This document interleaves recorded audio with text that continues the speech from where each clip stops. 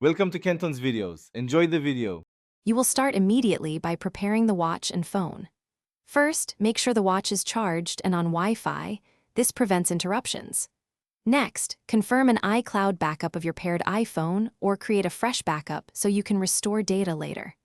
Then, either open the watch app on your iPhone to unpair. This automatically backs up and removes activation lock, or if you don't have the iPhone, be ready to erase on the watch itself and know you're once done with preparation, perform the wipe step. If you have the paired iPhone, open the watch app, tap your watch, choose Unpair Apple Watch, then confirm. This erases the watch and stores a backup on your iPhone. If you don't have the iPhone, on the watch go to Settings, General, Reset, and choose Erase All Content and Settings. This clears data, but will still request the Apple ID to disable activation lock. Make sure to enter credentials when asked to complete removal. To finish, allow the watch to complete the erase and reboot. You should see the setup screen ready for a new pairing. If the watch still shows activation lock, sign into your Apple ID at iCloud. Select Find iPhone, remove the watch from your account, and then retry.